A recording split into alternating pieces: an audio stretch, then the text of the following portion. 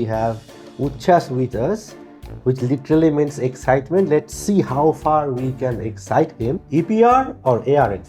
EPR? None.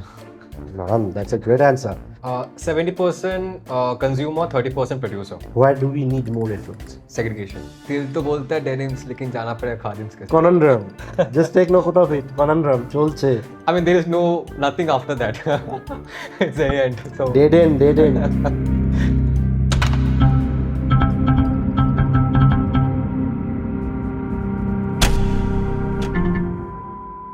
So, as we were talking about EPR, and there have always been naysayers from industries, academics as well. So, very few people have come across who have said that give it some time to mature. Most of them, like, portal is not working, and this has makes things more complex. Pehla wala acha tha, and all those kind of stuff. So, how do you see it, and how do you handle it in your profession? Okay, so we have to understand this fact that पहले कुछ था नहीं, अभी है वो अभी EPR ही है जो अभी आया है. So there was no such infrastructure or framework happening before EPR, and we have to understand this fact that the plastic industry or the plastic waste management, which we are terming it right now, was controlled by the informal sector for a lot of years, right? It has been done from my grandfather's times, right? I mean, grandfather used to sell off newspapers to the people, so you can understand the length of how the time when things were happening. Suddenly in 10 years, we want everything to change. That is not possible. And the naysayers who are actually there are the ones who are actually facing the problem, right? Or else we, as a consumer, we are not really aware about it, right? In a very frank way. So when they are saying these problems, they have a part of a logic for themselves. Why? Because to implement EPR, there is a cost. You have to have a team who can take care of all the tracking, supply chains, what is happening, not happening, putting it into an Excel sheet, then you're transferring it to credits and a lot of other things, right?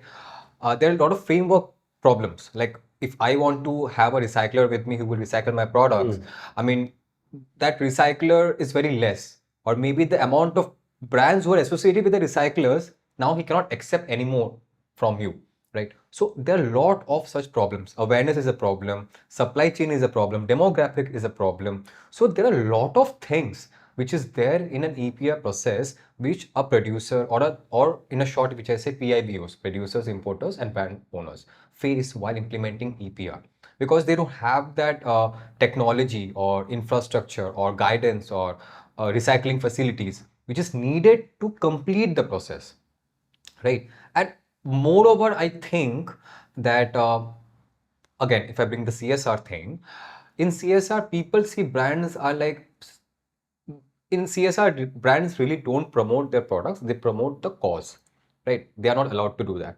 Right. But if I'm a consumer and I see the CSR, I was like, oh, this particular brand has done this, so nice. Will you see any plastic manufacturers, brand owners are being clapped for EPR process, which they have done properly and in a very good way? We haven't seen that. No. We have not seen that. Where is the advantage for them? I know they are making plastics, I know they are contributing to the nature, and I know they're paying for it. Right. But every business needs to have a balance. I'm giving something, it's not that the money has to come back, it can be coming as a goodwill or any kind of other barter way. Something non-tangible. Something. So when I talk about EPR or when I think about EPR, I want to tell the brands or the importers or the producers that you think it is an investment for your public viewpoint or your public image, right? You think as an investment. Don't think as a punishment or a kind of what do you call auditing which you need to do, or the pain that the government is going to fine you. That's why you have to do it. All those complications. If you shift to the mindset that okay, this is an investment for me to have a good public image that I am doing something responsible. Why? Because the upcoming market is sustainable mindset market. So if that mindset can be changed, the problems will exist in every stage of every process, right? It will keep changing, but problems will exist. These problems can be taken care of, right? So I think most of the companies who face this kind of complexity are the SMEs, I mean the small medium enterprises. They face a lot because they don't have the infrastructure, they don't have the money. If they're giving out like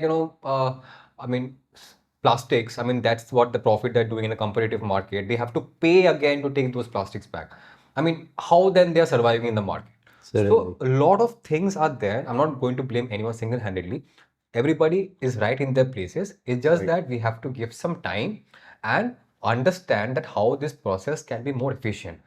Shifting of mindset of telling people that, okay, shift the mindset from being punished to being rewarded in the eyes of public will certainly not change the problem overnight, but will give a will to at least fight and continue it for a longer time, right? But yes, there are problems. I mean, there are problems to be solved. Infrastructure problem, which I have said, supply chain problem. I mean, plastic complexity problem. This needs to be streamlined, and it is not only the companies which needs to be responsible; it's also the consumer. Though we say we are shifting the responsibility to companies, but if we are not segregating our waste at home, how do you think a company will pay anyone to pick up that and that will be recycled? Because if it is mixed, it will end up in landfill or it will go to cement plants. So you don't expect that you are segregating your waste and the company is going to be there to wash your deeds. So it is not that way at all. So you have to be responsible. It's not totally taken away the responsibility. You are still responsible, maybe 2%, but you are still. Yeah, I get it. So what he is trying to say is that in school, we were forced to do some projects, and we would do out of fear. So, but then at the later stage, we found that if we do the project, our house will get some points. So EPR is something like that. So don't get scared, and whoever, I mean, are the, bounded by EPR, are getting scared. Please don't get scared. It's going to be rewarding for you guys as well. So just keep in mind, it's not a lot of things we are doing.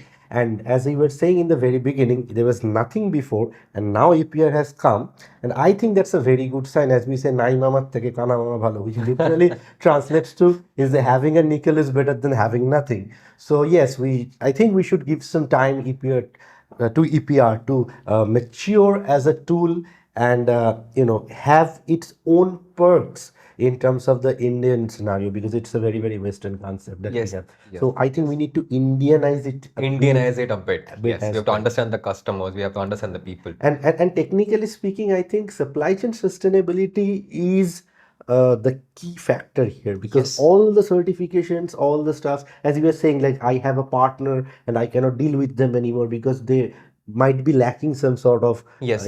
Yes, yes, yes. whatever the prerequisites are, and that's why I cannot deal with them. So and here comes another big thing, that the streamlining or the formalization of the informal sector. Yes. I think that's where, I mean, that node of supply chain, I think we should focus on that, and we should find some way to, while we are revising these standards, or while we are revising these rules, I think we need to acknowledge them, because they are a part of these things. Like long time, mushrooms were not in our tables because we didn't acknowledge mushrooms. But what a beautiful source of protein they are. So similarly, informal sectors are the mushroom on the table. So policymakers, please do take note of this. Right. So yeah, that was really nice to talk about EPR. And you mentioned about credits, Yes. right?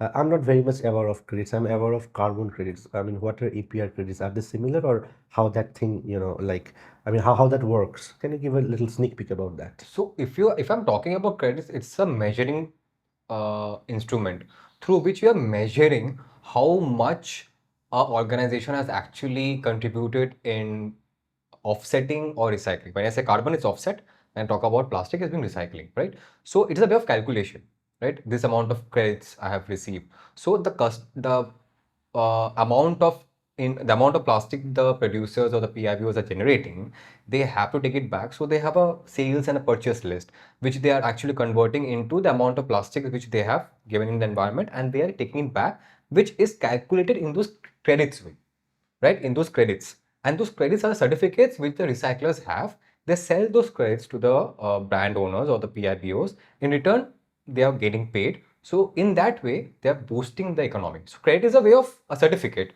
or a calculative method through which I'm able to transact any kind of financial transactions. I'm able to transact. So that is how the credits work. But my question is, does that actually helping the resource management?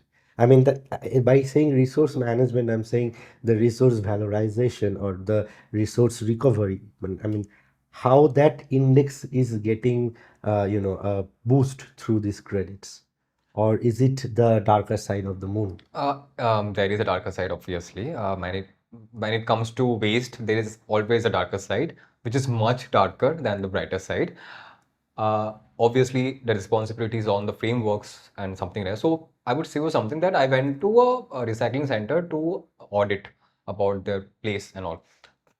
So the credit is not given to you just like that. It is based on the capacity you can recycle, right? So when I went there, the machines, the place, the labors, the other equipments, everything was audited, and based on that, a quantity was allotted to me that you can recycle this much quantity and this much credits you can give it to anyone. So if I'm recycling 20 tons or 20,000 tons of plastics, I have 20,000 tons or some like, a numeric amount of credits. Now the clients are giving me the reports. I mean, they're buying the credits and Yeah, I'm yeah. doing that, right? Sure. Most of the times what happens is that I really don't recycle those plastics which is actually coming out from that I mean, what are right? the quantity? What are the quantity is, okay, because it's not always a plastic, something else is also there, but it is weight on the weighing machine. Yeah, it's And altogether. it solves the problem of the capacity. So when it solves the problem of capacity, the PIBOs or the brand owners are satisfied that okay, this person has actually satisfied the capacity because he has the capacity, but actually it was not all plastic, it was something else mixed, which I can just go to any kind of dumping and I just can pick it up and I can show it. The real problem is that the transparency, there's a lot of missing in the transparency, there's a lot of tracking process unavailable in the market, because of which the producers or the PIPOs are not able to track exactly are their plastics or their contributed plastic being collected or not. So in this way, I would say that there has been a lot of darker, lighter play, but more of darker play where advantage has been taken and things has not been taken forward as it should have been in the first place. So yes, that's the thing. But yes, if more of transparency and monitoring can come in, I believe that there will be much more restrictions on the recyclers side as well, and also from the PIBO that they will be much more satisfied with the services of the recyclers, right? So that's how it is. It's a matter of time, I feel. So since we are talking so much about EPR of plastics and e-waste as well, so my first question is to you that in order to fulfill this EPR, what kind of leverage or what kind of benefits our government is providing to the stakeholders? Okay. So, right now, as per my knowledge, I don't see any kind of incentives or implementation the government is providing, which they should be. There are a lot of ways the government can provide. It can be through a model. It can be by development of the infrastructure, which will help us to get more of recycled granules, which is one of the framework where you have to use 70% or 100% of recycled granules, right? Yeah. But then there is no specific way of procuring or kind of incentive that you can procure this material at this quality. There is no R&D. There is lacking a lot from the government side, I would say, right? Government, also the awareness part and everything. Right now in EPR, I'm not really aware about any such contribution from the government except The putting targets. up except Except the targets. and the compliance pressure and And everything the else. amendments. Yes, amendments and all that. There has no been. I mean, it is possible for everyone to come together when there is support of the government. Again, we are talking about it, right? The recycled materials, the granules which we use, sometimes what happens is that it has to be mixed with a bit of virgin to make Yeah. it a bit stronger, Because there are certain mechanical properties which has to be maintained. maintained, right? So it has to be done. Are there any R&D infrastructure which actually converts those granules quality as comparable with the virgin quality? There is none, right? So there's a lack. I mean, if I want to purchase a recycled material, I need that product to be sold to the market. I just cannot just say that, okay, government, you told me to collect, take recycled granules and make a product, but the product is not sufficeable for the market. How will I sell? As so you were saying that basically there is a lack in terms of certification and standardization of these recycled content, be it granules, be it sheets or plastics, whatever. Now, I think in our country, BSI is responsible for that, and they have a lot of standards on plastics and plastic recycling. So when I met someone a few months back from, I think a senior scientist, she mentioned that everything is covered in these things. So where is the gap? Like, is it not clearly mentioned in those, standards, or is it mostly from the procurement side of these granules? No, there is the difference between what we put in a report and what exactly happens in the market, right? So you see, most of the informal market, they make those products, and they to make any kind of quality of product, they mix products, right? Now, if most of the granules are coming from that sector and less from the informal sector, then how can you quantify the requirement which is needed to justify the framework? Okay. Right. So what I'm trying to say is that the standardization of not only one market but whole as a market, The whole polymer. whole polymer market, which includes the recyclers as well, who are making the recycled granules. Now, their granules are not standardized. They don't test their granules. They have their own traditional way of checking by biting and understanding how much calcium is there or not. Yeah, they do that actually. Yeah, yeah, I They understand. bite it and understand if there's calcium, okay, then it's mixed, right? So they make products. Product is made, can be made, but it is not durable or it is not standardized products, right? Right. So in that particular scenario, there's a lot of lacking and lot of lack of availability. So you are asking me to follow a rule, and then you're not giving me anything in hand to understand the rule. How will I ever do it? I will keep complaining about it. There is no handbook. Okay, if I need this amount of granules to be taken, I will go to this particular person appointed by the government or in kind of portal they have been onboarded. I'll go and I'll get that plastics. So if Right. that is available and maybe a subsidized cost, I mean, recycled granules are always subsidized. I mean, they are less than virgin plastics, but maybe to implement that, the technology is needed or kind of R&D needed. If it is provided, things can improve.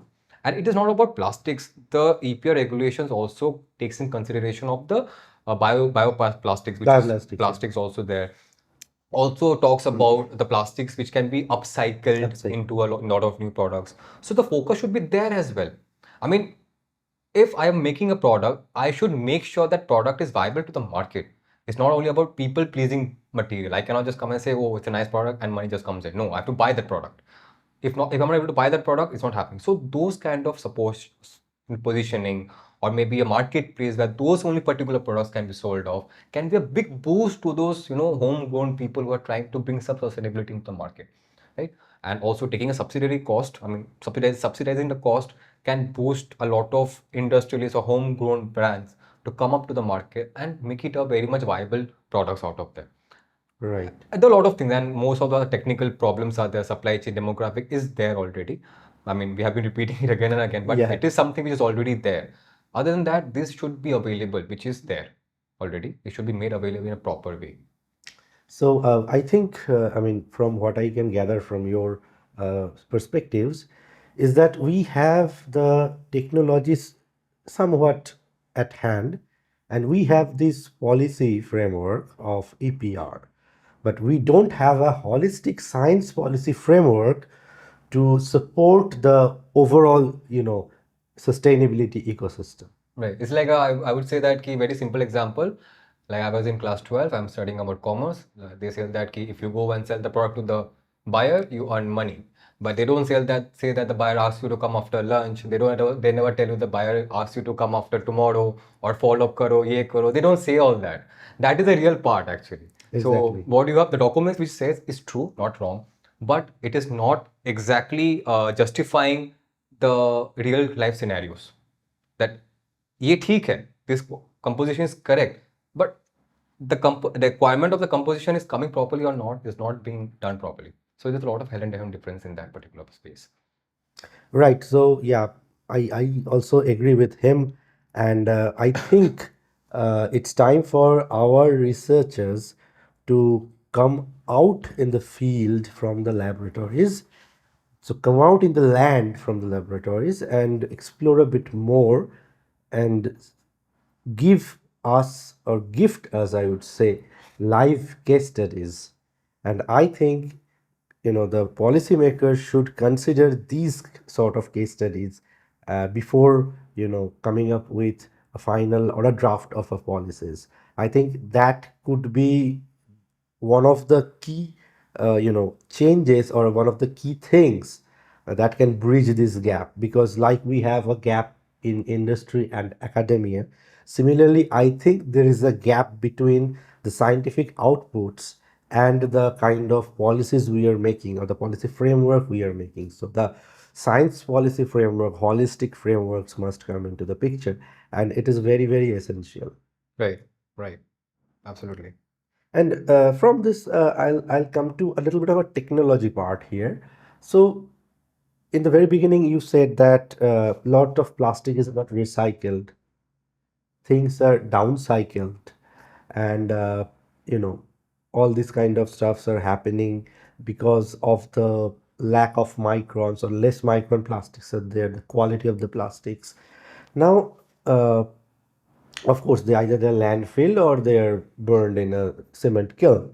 Now, there are researchers who have been working on technologies such as pyrolysis, gasification, or gasification aided pyrolysis. These are thermochemical technologies, and the good part about these technologies is that they are good for resource recovery. For example, plastics, you can recover some oil from that. You can get some char. Yes. The char can be utilized for uh, sort of different applications are there. For example, adsorption, you can clean water with that, and the oil part you can just filter and use it as furnace oil and all this stuff. So you are not per se burning it, or you are also not converting it into problems by making it a part of landfill. Correct. Right. And we already have developed a lot of roads using plastic. Yes, I'm not yes. going into that, because we are converting plastic and making it a part of the different system. But in this process of pyrolysis or gasification, in gasification we are converting into syngas, and then it can go back to the our standard chemical route of Fischer-Tropsch process. And I'm getting a bit too technical, but I apologize for that, but we have to. So yeah, Fischer-Tropsch process, and then going back to the methanol and all those kind of routes and all those chemical candy floss. So now, I mean, these kind of technologies are not getting any approval or any boost, even though they are proven to be greener processes, proven to be operated at lower temperatures, so they are energy saving compared to incineration, or the kind of temperature the cement kilns are operating.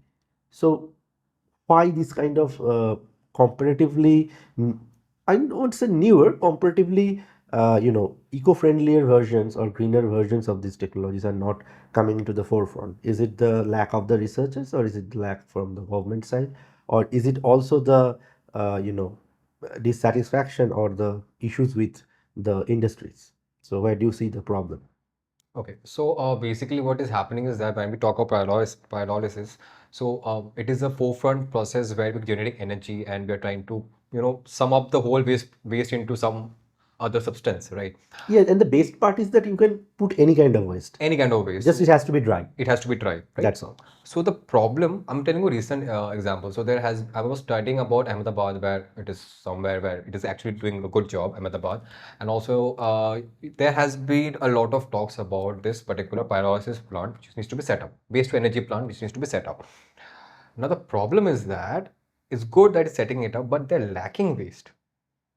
Now they're lacking waste. Now why? It's a waste to energy plant. Yes, in a waste to energy, but they're not able to procure that capacity or match the capacity. The problem is that to make sure that the waste is used as a resource, the waste I need or the waste to energy plants needs to come in that form in which they need. Right. It does not comes in that way always. So there's always a lack of that thing. And when one particular company, Mostly about the cleanliness, mixed waste, a lot of things. I mean, even if you put for RDF,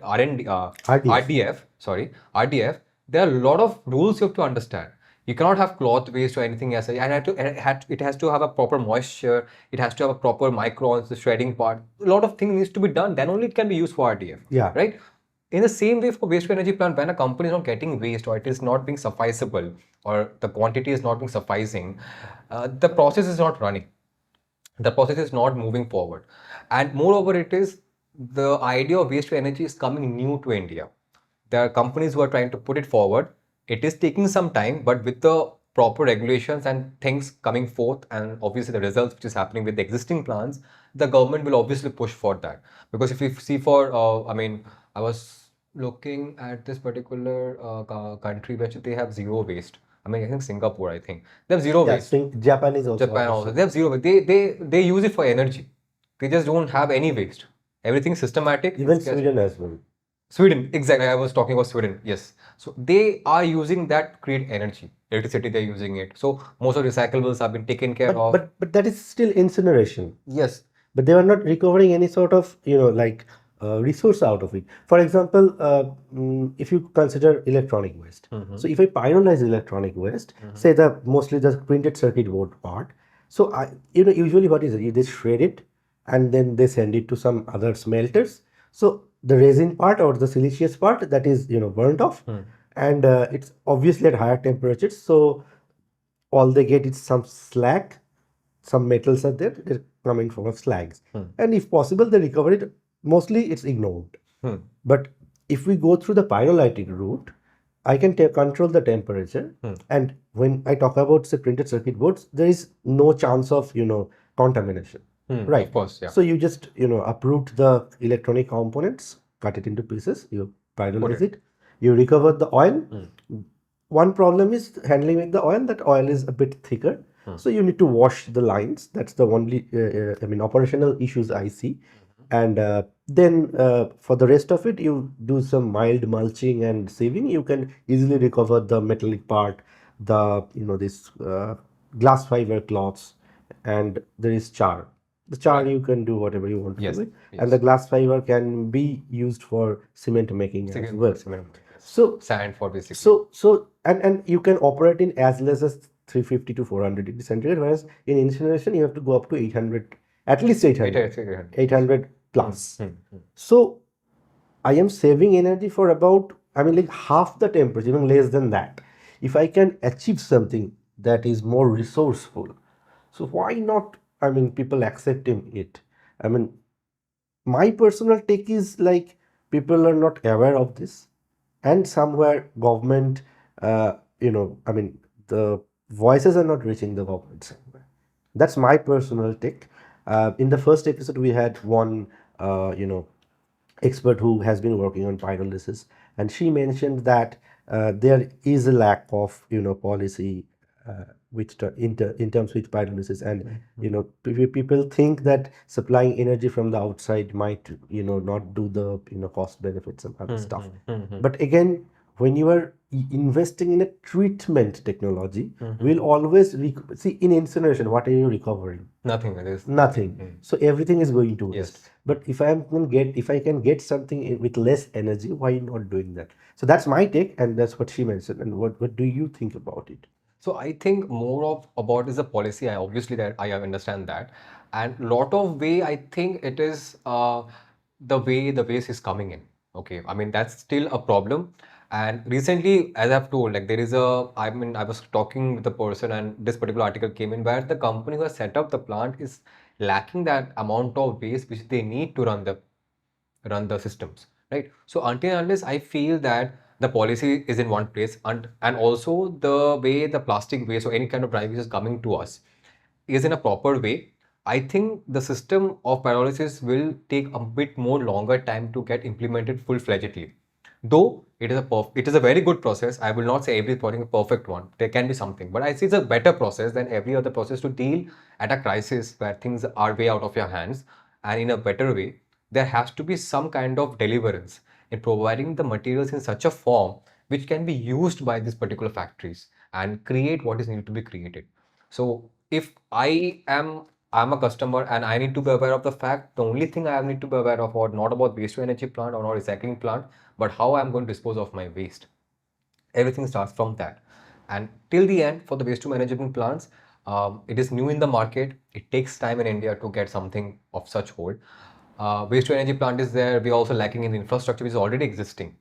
I mean, there has to be some kind of decision making as what we need where. Decision making. I think we should have a very good multi-criteria decision making Yes. framework to Yes. understand that which kind of waste should be treated in which particular way. Yes, and I think there's a lot of responsibility lies on demographic of India as well. Of course. Right. I mean, I cannot just put my waste to plant anywhere I want. I need to see the demographics. Ki what is it, where it Certainly. is, the climate, everything needs to be taken care of. The people are the state where is the state where I'm implementing the plant. Do I have cheap labors there or not? Or do I have to take labors from another state? So a lot of things are needed. There's an industry already there, another industry is coming in, good, but let's take a decision, balance it, and understand where the lacking is there, and put and close those gaps first, right? Because things needs to be streamlined and has to be given equal contribution. I cannot say that waste to energy up you come and then you can use so much of waste, and from their waste only I'm giving to someone else also.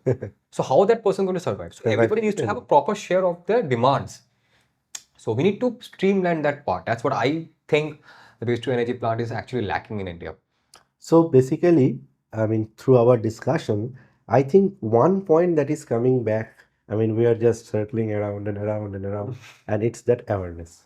Yes, absolutely. Awareness, and the second thing is supply chain issues. Yes. Mostly on the, supply side. Reverse logistic, which is the supply side of the reverse logistic, not on the demand side. Yeah. Demand side is there, but I think still the awareness problem will solve that. We'll solve it, of course, because we are the waste generators. I mean, Exactly. we are. So I have one, very strange question to you, and it's that we see roads are blocked and people are doing marching with like shouting that this and that, and all those political stuff is happening.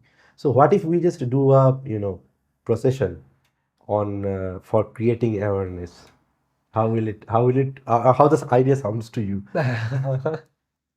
See, I mean, we can do that. I mean, yes, we can do. For a greater cause. Yes, we should do that. I mean, we should do it, but I think we should do in front of those officers which don't actually take things seriously. I mean, agar karna hai, to let's go to Green Tribunal office. Let's do it in front of them. Let's go to State Pollution Control Board. Let's do it in front of them. I mean, that's where the effect will be, right? Yeah, I mean, we can just pick the, pick the hotspots for, sort of hotspots. Correct. I mean, some of the hotspot is too hot outside, so we can keep a particular place outside those offices, so that whenever it's needed, we can take a shade and come back again, progress and come back, so that we don't leave them aside and we tell them that yes, you are responsible to frame those framework in such a way that we can contribute. In a proper way. Right. So I think in last few years we have been more. I mean, the youth of India has been more keen on contributing. Yes. And there have been avenues which have been activated, but I still feel that those avenues are much less compared to the kind of demand our youth has to channelize their innovations into reality. True that, but I have a saying, like it goes in this way: what comes from nature goes back to nature. So nature is something which has a solution for any kind of waste which it creates, right? So when the youth is demanding a lot of things, the youth has to be educated to dispose of so much of things, right? It starts from the home. I mean, it starts from schools. When it starts from schools, there has to be proper segment where students are being trained to dispose of the materials. It's all about the habits. So today, if I talk about that, I want to change from single-use plastics to something durable, which maybe after single-use plastic can be for 1 day and the durable one maybe for 20 days. I have to dispose it off, right? So if I'm still disposing off in a wrong way, again, it is setting a bad example. So until unless the habits are being changed with the mindset, with the accepting mindset of the new youth, that yes, they understand that the climate change is a problem, waste management is a problem, and when they can implement those habits, they grab it fast. So when they grab fast, the implementation of disposing of that demand, which is maybe exceeding from our demands, can be taken care of. So it's all part of the circle, and it's all part of the way we try to make the youth perceive waste management. It's not something not in my backyard. Like if I just say that it will not be my backyard, it will be someone else's backyard. But that should not be the case.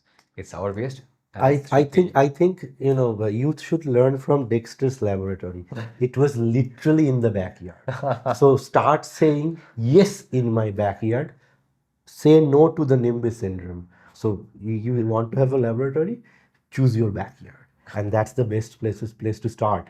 Because somebody said that charity begins at home, and I say waste management begins at home. So we are here for the rapid fire round. We have Uchhwash with us, which literally means excitement. Let's see how far we can excite him, and we will not mind any bounds. So shall I start? Yeah, sure. Please. Okay. So plastic bottles or glass bottles? Glass bottles, EPR or ARF? EPR, Recycle or refurbish? recycle. So biodegradable plastics or compostable plastic? None. None. That's a great answer. Policy innovation or technological innovation? Both. And producer responsibility or consumer responsibility? 70% consumer, 30% producer. Plastic waste or e-waste? Which is harder to manage? Plastic waste. It's harder to manage. Yeah. Single-use plastics or microplastics? Which is a bigger threat? Microplastics. Waste collection or segregation? Where do we need more efforts? Segregation. Khadi or denims? दिल तो बोलता है denims लेकिन जाना पड़ेगा खादिम्स के साथ. Conundrum. Just take note of it. Conundrum. চলছে. Awareness campaigns or stricter regulations? Stricter regulations. Great. Plastic ban or plastic innovation? Plastic innovation. Smart cities or sustainable cities? Sustainable cities. Policy frameworks or grassroots level actions? Grassroots level actions. Landfills or incinerations? Which is worse? Landfills. I mean, there is nothing after that. It's the end. So, Dead end. Traditional food or millet matcha stuff? good face tell me millets and matcha stuff. I mean, the bad one, but the good one is for traditional foods. I mean, it's confusing a bit, I guess. Still in conundrum. Cottage craft or 3D printing? Both, as per requirement, in the way we can support. Innovation public. AI powered solutions or human driven innovations? Human-driven innovations for India right now. Festivals with minimal waste or eco-friendly travel adventures? Eco-friendly travel adventures, yeah. And last but not least, solar power or wind energy? Which is more sustainable tech? Wind, I think. Yeah. That's it. Uchhwash got excited, so we are successful, and that's it. We end our, this very, very strange rapid fire round. Thank you. Nice to have you. Thank you so much. Hey, chalo, হয়ে গেছে. Hey, finish the coffee. Oh, Finish sorry. Isn't it? True. Absolutely. So we have come towards the end of our podcast, and so what message do you have to our viewers? Okay, so you see, I was just talking about it, like the waste management for me personally is something which is not to be taught. It should be a part of our culture, right? So when we wake up, we brush our teeth, we do the necessary things to come out of our house. So it's in a conscious mind. Even disposing of waste should be one of the conscious mind process, right? It should not be something कि ये मेरा काम नहीं है या फिर ये मेरा responsibility नहीं है. It has to be our responsibility. The day we understand that it is our responsibility and we can put our habits coordinated with those actions, things will become much better. Because you see, we cannot go zero waste much of the time, because the time can extend, but zero waste is not that much possible to an extent, right? In that case, we see that waste is always there when humans exist. So we need to be responsible in our habits, make sure that they have been disposed of properly, and also aware your friends also about it if you're really more motivated about it, that it is a crisis, it needs to be taken care of, and it is not about today, but it's about tomorrow as well. So yeah, let's take it seriously. Let's make it responsibility. Let's take responsibility on us and also the government, and let's create a better world. मतलब झंडा पकड़ना है तो do for the right cause. So Uchhwash, it was nice to have you in our podcast, and it was great to listen to your experiences, thoughts, and perspectives on plastic waste, e-waste, and EPR. And I think our audience have been benefited with this kind of knowledge sharing.